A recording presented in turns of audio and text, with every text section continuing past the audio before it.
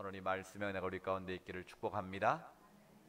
우리가 지난주에 내 인생의 요단을 건너라 하는 말씀을 들었습니다. 이스라엘 백성들이 하나님이 약속하신 축복의 땅 가나안에 들어가는 마지막 관문이 바로 요단강이었습니다. 요단강은 궁극적으로 우리가 이 세상을 떠나서 하나님 나라로 들어가는 그런 출발선과 같습니다.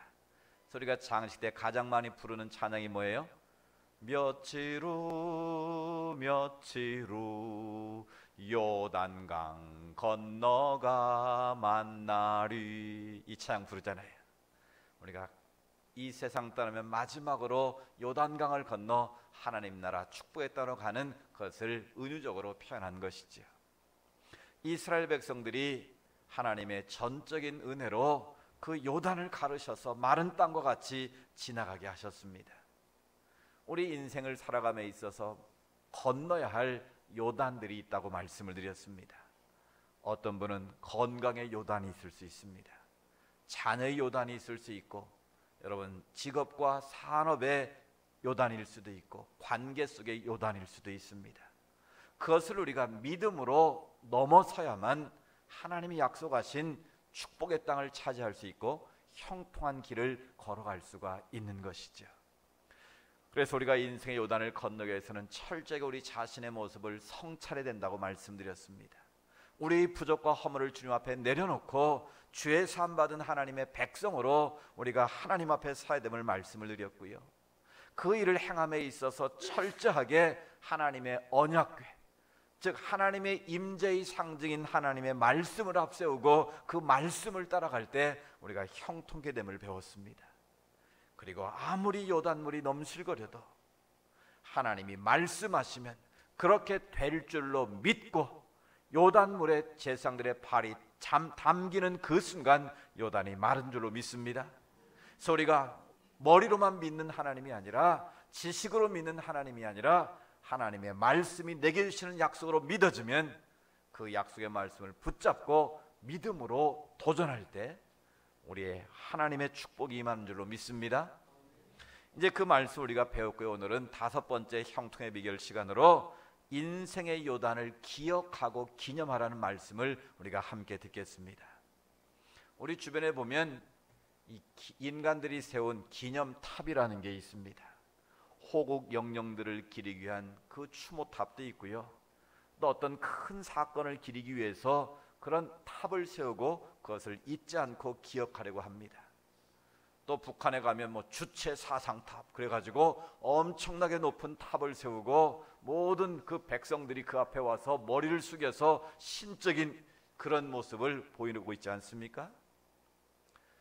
오늘 성경 말씀은 그것과는 전혀 다른, 우리 인간이 자기를 충하기 위해서 어떤 일을 기억하기 위해 세운 그런 기념비가 아닌 하나님께서 특별한 의미를 담아서 돌로 기념비를 세우라고 말씀하신 내용이 오늘 우리가 읽은 여호수아 4장 말씀의 내용입니다. 이스라엘 백성들이 법궤를 맨 제사장들이 넘실거리는 요단 강물에 들어섰을 때에 강물을 바짝 마르게 하셨어요. 그리고 법궤를 맨 제사장들이 요단 강 가운데에 서 있는데 그 사이를 백성들이 빠르게 지나갑니다. 그리고 하나님의 약속의 땅에 이스라엘 백성들이 최초로 도착을 한 거예요. 바로 길갈이라는 곳에 도착을 해서 그곳에 이제 첫날 밤을 지내게 되는데, 하나님께서 특별한 명령을 하십니다. 하나님께서 너희가 요단을 어떻게 건너게 하셨는지 그것을 기념하고 기억하기 위해서 12지파에서 한 사람씩 사람을 세워서 요단강 안에 있는 돌을 가져다가 기념비를 세우라 하고 말씀하십니다. 그런데 오늘 성경에 보면 기념비가 2번 세워졌습니다. 법궤를 맨 제사장들이 있는 그 요단 강 가운데 하나님의 기념비가 세워졌고, 또 길갈에 또 하나의 기념비가 세워진 것을 보게 됩니다. 여러분, 오늘 우리의 신앙생활 속에서도 내 인생의 요단을 건넌 그것을 기억하고 기념하기 위해서 여러분도 인생에 하나님을 찬양하는 기념탑이 세워지기를 원합니다. 세상 것과는 전혀 다른, 하나님께서 내 인생의 전을 어떻게 인도하셨고 내 인생의 요단 앞에서 어떻게 하나님이 놀라운 일을 행하셨는가를 기억한다면 그것을 우리가 영원히 잊지 않고 나뿐만 아니라 우리 후손들까지 그것을 기억하고 하나님을 예배하고 하나님을 찬양할 수 있도록 여러분 인생에 그런 하나님이 행하신 놀라운 일들을 기억하는 기념비가 세워질 수 있기를 원합니다. 왜 하나님께서 홍해를 건너게 하시고 요단을 바짝 마른 땅으로 건너게 하신 그 기쁨과 감격이 채 가시기도 전에 돌을 가져다가 요단에서 그것도 돌을 가져다가 기념비를 세우라고 말씀하셨는가? 그 이유를 통해서 오늘 우리 주신 말씀의 은혜를 깨닫기를 원합니다. 첫 번째는 과거의 모든 삶에서 벗어나라는 주님의 뜻이 있습니다. 이미 말씀드린 것처럼 첫 번째 이 돌로 쌓은 기념비는 어디에 세웠다고요? 제사장들이 언약궤를 메고 있는 거기에 돌을 가져갔다가 거기서 단을 쌓았다는 거예요. 이건 무슨 의미가 있겠습니까? 강 안에다가 기념비를 세우면 이제 지나자마자 법궤론상이 육지에 닿는 순간 다시 어떻게 됐습니까? 요단물이 다시 넘쳐 흐르게 되었잖아요. 그러면 그 돌탑이 보이겠습니까? 안 보이겠습니까? 보이지 않게 되는 것이죠. 여기에 바로 하나님의 영적인 의미가 있는 것입니다. 어떤 분들은 이 요단의 물이 바로 예수의 보혈이라 그렇게 표현하기도 합니다. 너희들이 지금까지 광야의 길을 걸어오면서 하나님 앞에 많은 죄도 지었고 또 하나님을 대적하기도 했고 우상을 숭배하기도 했는데 이제 요단물이 다시 덮여서 기념비가 보이지 않는 것처럼 너희 인생 가운데 새겨진 그런 모든 과거의 흔적들을 예수의 보혈로 지우기를 원하시는 하나님의 뜻이 그 안에 담겨 있다라는 거예요. 여러분, 그렇습니다. 우리가 하나님의 약속의 땅에서 거룩한 백성으로 하나님을 예배하고 하나님의 자녀로 살아가기 위해서 우리가 먼저 해야 될 일은 우리가 주님을 만나기 이전에 가졌던 우리의 옛 성품들, 옛 자아들, 또 우리가 주님을 믿고 있으면서 여전히 하나님의 뜻대로 살지 못하고 구습을 따라 행하는 우리의 그런 연약함들을 요단물이 다시 덮이면 그 기념탑이 보이지 않는 것처럼 우리의 그런 과거 옛사람의 모습과의 단절을 하나님은 요구하셨다라는 거예요. 우리 안에 있는 옛사람의 모습이 무엇이겠습니까? 내 안에 있는 상처들이 우리를 지배함으로 하나님께로 가까이 나가지 못하는 그런 것일 수도 있다라는 것이죠. 우리 안에 있는 쓴뿌리들, 그것들이 때로는 나로 하여금 혈기를 부리게 하고 또 좋지 못한 말을 하게 하고 그것들이 나를 사로잡게 되면 우리는 주님의 뜻과는 상관없이 살아갈 수도 있다라는 거예요. 상담학에서 하는 유명한 전제가 있는데 드러내지 않는 상처는 결코 치료되지 않는다라는 거예요. 여러분 마음의 상처들 우리의 영원한 상담가가 되시는 주님 앞에 다 고백하면 주님은 여러분의 있는 모습 그대로를 다 받아주신 줄로 믿습니다. 주님이 용서하지 못할 죄는 아무것도 없습니다. 사람을 죽인 살인마 고재봉도 예수 믿으면 구원받는 것이, 킬링필드에 수백만의 사람을 죽였던 그 죄인도 예수 믿으면 구원받는 거예요. 따라서 이 시간 내 안에 있는 모든 상처들을 주님 앞에 내려놓고 주님의 은혜를 구하면 우리의 모든 과거의 죄를 용서하시고 우리의 상처를 치유하시고 회복시키는 하나님의 은혜가 임할 줄로 믿습니다. 여러분의 상처를 사람 앞에서가 아니라 주님 앞에서 다 드러내시기 바랍니다. 그럼 주님께서 만지시고 싸매주시고 치료하시는 하나님의 역사가 임할 줄로 믿습니다. 또 우리의 과거의 나쁜 습관과 버릇에서 벗어나야 됩니다. 우리 안에 나도 모르게 길들여진 나쁜 습관들이 있습니다. 버릇들이 있습니다. 그것들이 하나님께로 나아가는데 걸림돌이 된다는 거예요. 하나님과의 거룩함의 교제를 하는데 그것들이 우리를 가로막는 장애물이 된다는 거예요. 그래서 우리는 나의 안에 있는 옛 구습을 쫓았던 모든 것들을 우리가 결별을 해야만, 그걸 잘라내야만 하나님이 기뻐하시는 축복의 땅에서 살 수 있다는 것이죠. 김홍신 씨가 쓴 인생 사용 설명서라는 책이 있어요. 그 책의 앞부분에 보면 이런 재미있는 내용이 나옵니다. 이분은 대학 교수고 국회의원까지 지낸 분 아닙니까? 이 사회의 엘리트고 리더인데 이 사람은 특별히 담배를 그렇게 많이 피우고 좋아했던 것 같아요. 그래서 하루에 담배를 두세 갑씩 피워대고 그 담배를 얼마나 좋았던지 담배를 예찬한 수필까지 썼어요. 그리고 유언까지 했는데 뭐라고 유언했냐면 내가 죽거든 마지막 피우던 담뱃갑과 그 라이터를 내 관 속에 넣어달라. 이렇게 말할 정도로 아주 애연가했던 것 같아요. 그런데 이분이 어느 날 자기가 가장 존경하는 스승을 만났는데 그분이 그렇게 말씀하시더라는 거예요. 쥐는 독약인 줄 알면 절대 먹지 않는다. 그런데 어리석게도 인간들은 그거 먹으면 죽을 줄 알면서도 여전히 그것을 먹고 죽어가고 있다라는 말을 하시더라는 거예요. 여러분, 그렇지 않습니까? 우리가 세상에서 욕심을 따라가면 욕심에 잉태한 즉 죄를 낳고 죄가 장사하면 사망이 이른다는 것을 알면서도 우리가 욕심을 부리고 탐욕을 부릴 때가 있지 않습니까?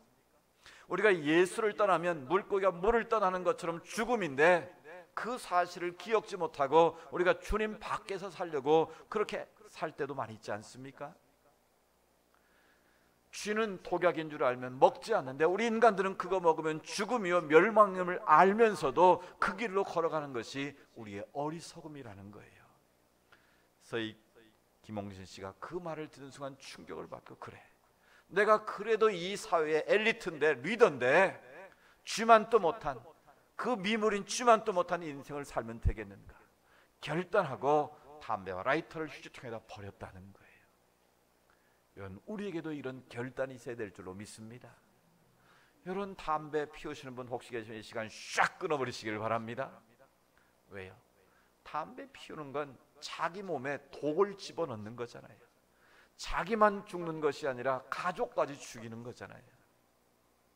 그리고 담배 피우는 사람들 자기 몸에 해롭고 가래가 나니까 길거리에 아무데나 폈고, 또 담배꽁초 교회 앞에도 제가 매일 아침에 쓰는데 여러 개의 담배꽁초 교회 앞에까지 던지고 가요. 그러니까 정말 시민의식이 없는 거죠. 남의 집 앞에 그리고 성전 앞에 담배꽁초 버리고 침 뱉고 다니면 되겠습니까? 근데 이게 왜 그렇겠습니까? 이게 내 안에 나를 사로잡고 있는 그 악한 것들이 그거 하면 죽는 줄 알면 아는데도 그렇게 따라갈 수밖에 없는 그 어리석은 인생이라는 거예요. 우리 몸은 하나님의 성전입니다.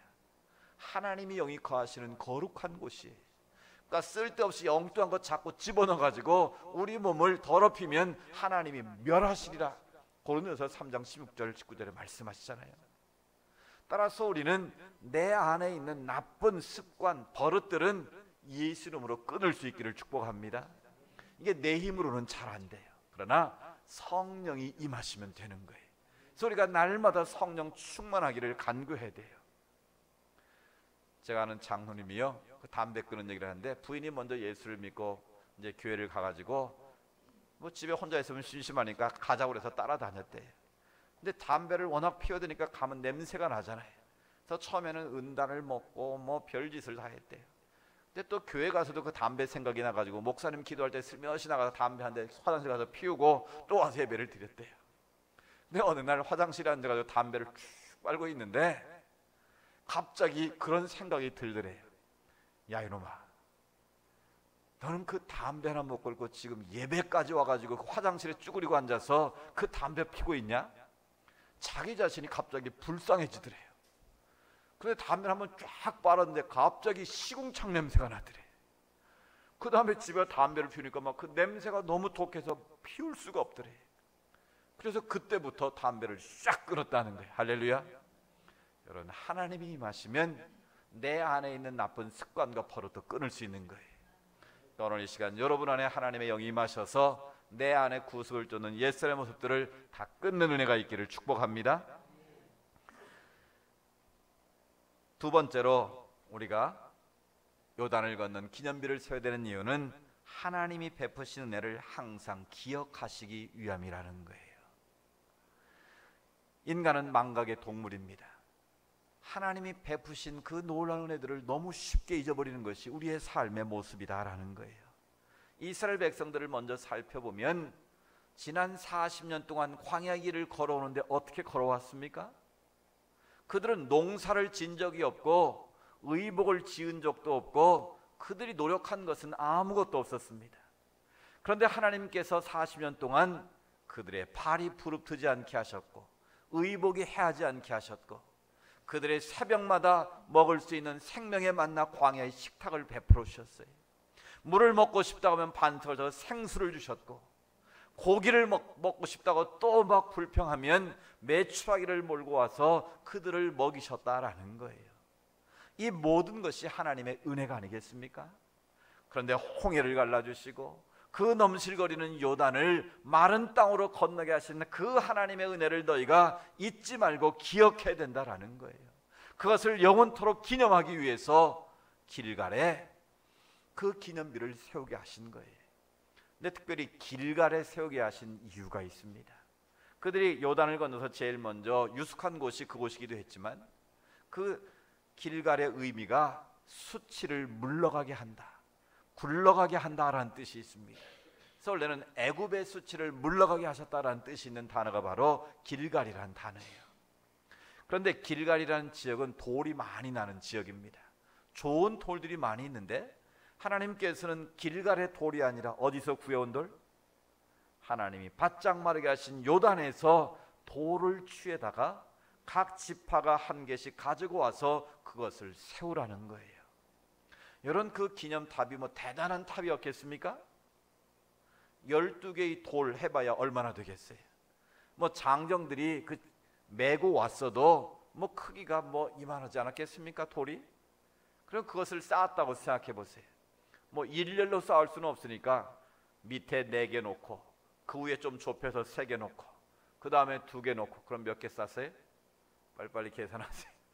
그리고 나서 한 개씩 한 개씩 올려놓으면 그 높이가 얼마나 됐겠어요? 뭐 고작 해봐야 뭐 우리 승리 정도보다 뭐 그 키나 될까 말까 했을 것 같아요. 그러니까 세상 인간이 쌓은 탑과 비하면 너무나 초라한 거예요. 너무나 볼품 없는 거예요. 그런데 하나님은 그 속에도 의미가 있는 거예요. 비록 너희가 쌓은 이 돌탑은 기념비는 보잘것없지만 그 속에 역사하신 하나님은 위대하시다.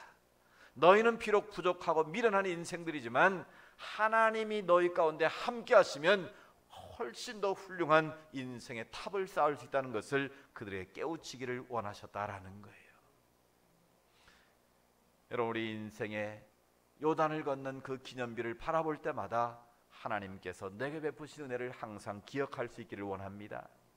이 기억하라, 잊지 말라, 이것을 하나님은 수없이 강조하신 거예요. 그래서 신명기 8장에 보면 모세가 이제 모압이라는 평지에 이스라엘 백성들을 다 인도해 왔습니다. 이제 모압 평지를 조금 지나서 요단을 건너면 가나안 땅이 보이는 곳이에요. 이 성지순례 가면 모압 땅에 그 모세의 언덕이 있는데 거기서 보면 가나안 땅이 쫙 눈앞에 펼쳐집니다. 그 백성들을 다 모아놓고 모세가 설교를 하는 거예요. 그 설교의 내용 가운데 이런 말씀이 있습니다. 한번 우리 앞에 화면 보면서 읽어볼까요? 좀 긴 말씀이지만 하나님이 어떻게 가나안 땅에 들어가서 어떻게 살아야 될 것인가에 대한 교훈을 먼저 말씀하세요. 시작. 내가 먹어서 배부르고 집을 짓고 거주하게 되며 또 내 소와 양이 번성하며 내 은금이 증식되며 내 소유가 다 풍부하게 될 때에 내 마음이 교만하여 내 하나님 여호와를 잊어버릴까 염려하노라. 여호와는 너를 애굽 땅 종되었던 집에서 이끌어내시고 너를 인도하여 그 광대하고 위험한 광야 곧 불뱀과 전갈이 있고 물이 없는 간조한 땅을 지나게 하셨으며 또 너를 위하여 단단한 반석에서 물을 내셨으며 내 조상들도 알지 못하던 만나를 광야에서 내게 먹이셨나니 이는 다 너를 낮추시며 너를 시험하사 마침내 내게 복을 주려 하심이었느니라. 그러나 내 마음에 이르기를 내 능력과 내 손의 힘으로 내가 이 재물을 얻었다 말할 것이라. 내 하나님 여호와를 기억하라. 그가 내게 재물 얻을 능력을 주셨음이라. 이같이 하심은 내 조상들에게 맹세하신 언약을 오늘과 같이 이루려 하심이니라. 아멘. 그러니까 이미 모세를 통해서 너희가 가나안 땅에 들어가서 이러이런 일을 해서는 절대 안 되고 또 이렇게 해야 된다라고 권면하셨다라는 거예요. 왜 너희들이 지난 40년 동안 광야를 걸었는지를 아느냐는 거예요. 그러니까 너희가 가나안 땅에 들어가서 좋은 집을 짓고 가축이 많아지고 은금이 많아지고 소유가 풍부하게 되면 뭘 잊어버려요? 내 마음이 교만해져서 내 하나님 여호와를 잊어버릴까 봐 내가 염려가 된다라는 거예요. 그런 사실 그렇지 않습니까? 우리가 힘들고 고통스러울 때는 하나님을 의지하고 하나님께 매달리지만 문제가 해결되고 요단을 건너고 나면 언제 그랬냐는 듯이 내 힘과 내 손의 능력으로 그 문제를 해결하는 것처럼 우리가 교만해지기 쉽지 않습니까?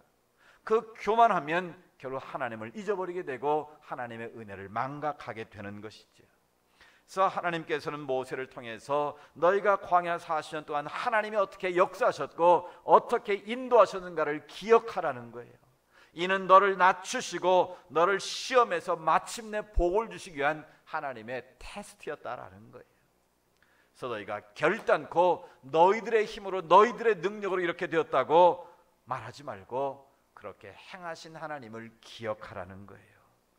그것을 기억하고 너희가 살 때만 형통한 삶을 살 수 있고 가나안의 주인공이 될 수 있다라는 거예요.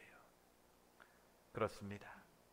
오늘 우리가 하나님의 약속의 땅을 차지하고 그곳에 형통한 삶을 살기 위해서는 무엇보다도 지금까지 베풀으신 하나님의 은혜를 기억하며 살아야 한다라는 거예요. 감사하며 살아야 된다는 것이죠.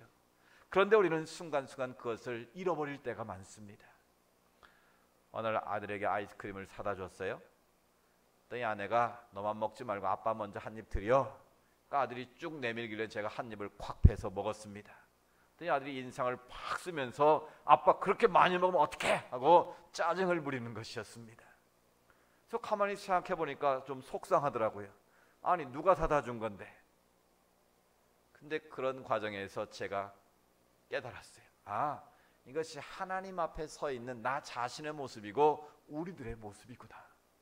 하나님은 지금까지 우리를 먹이고 입히고 필요한 모든 것을 다 채우셨는데 그 조금만 없어지면 언제 그랬냐는 듯이 원망, 불평하고 짜증을 부리는 것이 우리의 모습 아니었습니까? 아니 아이스크림 좀 먹으면 더 필요하면 아빠가 얼마나 더 사줄 수도 있잖아요. 그런 능력이 있는 게 아버지잖아요. 그런데 우리는 하늘 아버지를 믿는다고 하면서도 그냥 눈앞에 보이는 그것만 없어질까 봐 안달을 하고 조금 어려움 당하고 손해보는 것 같으면 그 하나님을 잊어버릴 때가 많다라는 거예요. 사랑하는 여러분, 우리의 지나온 인생을 되돌아보면 찬송가에서 고백하는 것처럼 지나온 모든 세월 돌아보아도 주의 손길 안 미친 곳 전혀 없네. 신실하신 주님은 우리의 걸음걸음을 인도하셨고 우리의 모든 삶을 주장하셔서 저와 우리 여러분을 이곳까지 이르게 하신 줄로 믿습니다. 그렇다면 마땅히 우리가 하나님의 자녀된 도리로서 그 은혜를 기억하고 감사하며 살아야 되지 않겠습니까? 바로 기억하고 감사할 때 하나님은 더 큰 은혜와 복을 우리에게 주실 줄로 믿습니다. 세 번째로 우리에게 그 기념비를 통해 주시는 가장 중요한 교훈이 있습니다. 다음 세대에게 신앙을 전수하라는 주님의 깊은 뜻이 그 안에 담겨 있는 거예요. 오늘 여호수아 4장 12절에 보면 이렇게 말씀하시죠. 너희 자손들이 그들의 아버지에게 묻기를 이 돌들은 무슨 뜻입니까? 물어보면 너희는 너희 자손에게 알게 하여 이르기를 이스라엘이 마른 땅을 밟고 이 요단을 건넜습니다. 후손들이 나중에 그 기념비를 보고 나서 이 돌들이 무슨 의미로 여기에 쌓여져 있습니까? 라고 물어보면 너희 조상들을 하나님께서 특별히 사랑하셔서 물이 넘실거리는 요단을 마른 땅과 같이 건너게 하신 그 하나님의 놀라운 이적과 표징을 증거하기 위해서 이 기념비를 세워놓은 거란다라고 가르치라고 말씀하셨다는 거예요. 그리고 나서 더 중요한 것은 24절에 이는 땅의 모든 백성에게 여호와의 손이 강하신 것을 알게 하며 너희가 너희 하나님 여호와를 항상 경외하게 하려 하심이니라. 아멘. 그래서 오늘 우리가 이렇게 잘 먹고 잘 살게 된 것은 우리 손의 능력이 아니라 전능하신 하나님의 손길로 우리가 살게 되었다는 것을 기억하고 항상 하나님 여호와를 경외하라고 이 기념비를 세우게 하셨단다라고 가르치라는 거예요. 사랑하는 여러분, 그렇습니다. 오늘 우리에게도 이런 내 인생의 단을 건너게 하신 하나님의 기념비를 세워놓고 우리 자녀들에게 그것을 가르쳐야 한다라는 거예요. 우리 가정이 어떻게 여기까지 왔고, 하나님 우리 가정에 어떤 은혜와 복을 베푸셨고, 또 그래서 우리가 앞으로 어떻게 하나님을 경외하며 살아갈 것인가를 그걸 바라볼 때마다 우리 자녀들에게, 후손들에게 가르쳐야 한다라는 거예요. 그런데 이 놀라운 기념비를 세우고 그것을 가르쳤음에도 불구하고 여호수아 다음에 나오는 성경이 뭡니까? 사사기예요. 사사기는 이스라엘 역사 가운데 가장 영적인 암흑기입니다. 약 300년 동안 하나님의 백성들이 하나님의 말씀을 기억하지 못하고 끊임없이 죄를 지으면 하나님께서 그들을 벌하시고, 잘못했다고 용서를 구하면 하나님이 다시 사사를 보내서 그 이방의 민족들을 물리치시고, 그래서 이제 먹고 살만하고 다시 평안이 찾아오면 어떻게 됩니까? 다시 하나님 앞에 범죄하고 폐악한 길로 걸어갑니다. 그런 또 잘못했다고 또 이 빌면 하나님이 사사를 또 보내가지고 그들을 물리치시고 평화를 주십니다. 이런 역사가 300여 년 동안 반복됐다는 거예요. 얼마나 안타까운 일입니까? 그래서 사사기 2장 10절에 이렇게 말씀하셨습니다. 우리 같이 한번 읽어볼까요? 시작. 그 세대의 사람도 다 그 조상들에게로 돌아갔고 그 후에 일어난 다른 세대는 여호와를 알지 못하며 여호와께서 이스라엘 위에서 행하신 일도 알지 못하였더라. 아멘. 이게 바로 사사기 비극의 단초였다라는 거예요. 여호수아 24장에 여호수아가 죽기 전에 다시 한번 유언을 합니다. 지금까지 하나님께서 어떻게 우리를 여기까지 인도하셨고 이 약속의 땅을 차지하게 하시는가를 너희가 기억하라고 강조하면서 오직 나와 내 집은 여호와 하나님만을 섬기겠노라, 자신의 신앙의 고백을 백성들에게 들려줍니다. 그 말을 들은 이스라엘 백성들이 우리도 당신의 뜻을 쫓아서 여호와 하나님만을 섬기겠습니다라고 고백하고 결단했어요. 그런데 오늘 사사기 2장 10절에 보면 그 부모가 죽고 한 세대가 지났는데, 한 세대라고 보면 30년 아니겠습니까? 그런데 그 자녀들이 하나님의 이름을 알지 못했고 하나님께서 행하신 놀라운 일들을 기억하지도 못했다라는 거예요. 왜 그랬을까요? 가나안 땅에 살면서 은금이 풍부할 때 하나님을 잊어버릴까 염려한다고 말씀하셨는데 하나님의 백성들이 그 말씀을 잊어버렸다는 거예요. 그 신앙을 하나님께 행하신 놀라운 일들을 자손들에게 가르치지 않았다라는 거예요. 그 결과 영적인 암흑기가 찾아올 수밖에 없었다는 것입니다. 오늘 한국교회 위기는 바로 다음 세대의 위기입니다. 교회 학교가 사라지고 있습니다. 우리 통합청만 해도 9천여 개의 교회가 있는데 약 70%의 교회들이 교회 학교가 없어졌다라는 거예요. 저희가 어린 시절 교회 다닐 때 보면 누가 제일 많았습니까? 어린이들이 제일 많았어요. 그래서 피라미드 구조였어요. 밑에 갈수록 아이들이 많고 위로 갈수록 어른들이 많은 구조였어요. 근데 지금 이 시대의 교회 구조는 역삼각형이 돼버렸어요. 교회 가면 어떤 교회는 양로원 같아요. 머리가 허연 분들만 다 앉아있고 젊은이들이 없어요. 왜 이런 일이 벌어졌습니까? 물론 출산율이 감소해서 아이들의 숫자가 줄은 면도 있어요. 그러나 그 출산율에 비해서 교회 학교의 그 감소 속도는 훨씬 더 빠르다는 거예요. 이런 식으로 한 세대가 지나고 두 세대가 지나면 한국 교회는 희망이 없어진다는 거예요. 우리가 다시 한번 기억해야 됩니다. 우리 자녀들을 정말 우리가 받은 그 은혜와 감격들을 우리 자녀들에게 신앙의 유산을 물려주지 못하면 우리 가족의 미래도 이 나라의 미래도 없다라는 거예요. 그래서 당신의 박상진 교수에게 저희가 노회에서 용역을 줬어요. 제가 다음 세대 살리기 그 위원장이었을 때 왜 한국교회 교회학교 이렇게 쇠퇴하고 점점 줄어들고 있는가, 그 원인을 여러 가지 방법을 통해서 분석을 해서 우리에게 알려달라. 그때 여러 가지 요인이 나왔는데요, 가장 중요한 한국교회 교회학교 위기의 원인이 뭔 줄 아세요? 부모들의 신앙의 가치관이 흔들리고 있다는 거예요. 쉽게 말하면 부모들이 예수 믿는 자로서의 본을 자녀들에게 보여주지 못하고 있다는 거예요. 그래서 자녀 교육보다 더 중요한 것은 부모들의 신앙 교육이 먼저 이루어져야 된다. 그래서 부모들이 하나님 나라의 가치관을 가지고 하나님 나라의 비전을 품고 살아가도록 우리 어른 세대들을, 부모들을 먼저 가르치는 것이 더 중요하다는 결론이 나왔다는 거예요. 예를 들어 볼까요? 제가 강남 8학군에서 목회를 하지 않았습니까? 중직자 자녀들도 주일날 되면 시험 때가 가까우면 교회를 나오지 않습니다. 지금 시험 잘 봐가지고 좋은 성적 받아서 내신 올려서 좋은 대학 가야지, 예배는 좀 쉬어라. 그리고 대학 간 다음에 가면 되지. 예배 자리에 나오지 않는 거예요. 주일날 스펙을 쌓기 위해서 다 학원으로 가고 교회를 내보내지 않는 거예요. 이런 그 아이들이 좋은 대학 가면 그때부터 정신 차리기 위해서 잘 믿겠습니까? 그건 부모의 헛된 바람인 거예요. 저는 그렇게 자녀들의 신앙의 모습을 부모가 잘못 보여줌으로 잘못된 길로 가는 아이들을 많이 봤어요. 좋은 대학 가는 게 인생의 목표가 아니잖아요. 그건 하나의 과정일 뿐이잖아요. 부모로서 그 자녀에게 바른 신앙의 가치관을 심어주고, 무슨 일이 있어도 주일은 하나님 앞에 지켜야 된다, 예배드리고 가서 공부를 해야 된다, 그걸 가르쳐야 되는데, 잠시 신앙은 접어두더라도 네가 열심히 좋은 대학만 가면 된다는 이런 잘못된 부모의 가치관이 그들이 신앙에서 벗어나게 만들어버렸다는 거예요. 대학간이 얼마나 좋습니까? 갑자기 시간이 많고 자유가 주어지니까 하나님을 찾을 일이 없다라는 것이죠. 사랑하는 여러분, 우리 부모들이 먼저 신앙의 본을 보일 수 있기를 원합니다. 이 가정은 사람을 만드는 공장이다라는 그런 표현을 했어요. 어떤 심리학자가. 우리 자녀들은 가정에서 부모가 어떻게 말하고 어떻게 행동하고 보여주는가를 그대로 따라 산다라는 거예요. 그래서 부모된 자로서, 먼저 예수를 믿은 자로서 내가 주일은 목숨 걸고 지킨다라는 것을 보여주라는 거예요. 문제가 있을 때 하나님 앞에 엎드려 기도하는 모습을 보여주고, 그 기도를 통해서 하나님께서 응답하신다는 것을 자녀들에게 보여주라는 거예요.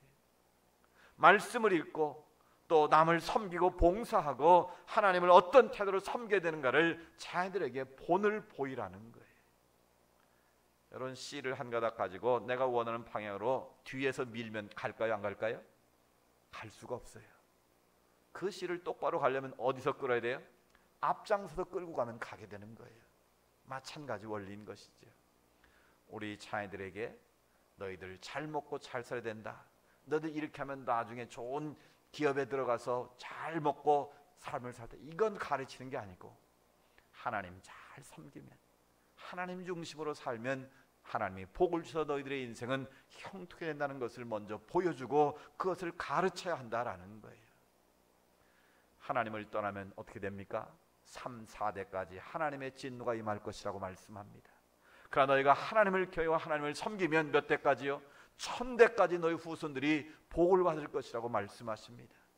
우리가 하나님의 말씀을 믿는다면 그 약속의 말씀대로 부모된 자로서 먼저 하나님의 말씀에 본을 보이고 자녀들에게 가르칠 때에 이런 자녀들이 복을 받고 1000대까지 하나님의 복이 임하는 은혜가 임할 줄로 믿습니다. 오늘 하나님 우리 인생에 다시 한번 요단을 건넌 기념비를 세우기를 원하고 계십니다. 하나님께 내게 어떻게 역사하셨는지 그 은혜를 기억하게 하시고, 그것을 우리 후손들에게 가르치기 위해서 돌로 만든 기념비를 세워놓고 하나님을 영원토록 기억하게 원하시는 하나님의 놀라운 뜻이 있음을 믿습니다. 오늘 내 인생에 하나님이 함께 하신 기념비를 우리 삶의 중심에 세우고, 그것을 바라볼 때마다 하나님이 베풀으신 은혜를 기억하고, 내 삶의 과거의 나쁜 습관과 버릇은 단절하고 오직 하나님의 말씀을 지켜 행함으로 우리 자손들이 그 길을 따라올수록 있도록 가르치는 은혜가 있기를 원합니다. 그래서 우리 자신이 복을 받고 우리 후손들은 더 잘되게 하신 하나님의 은혜를 누리는 그런 형통의 복이 우리 모두에게 있기를 주의 이름으로 축복합니다.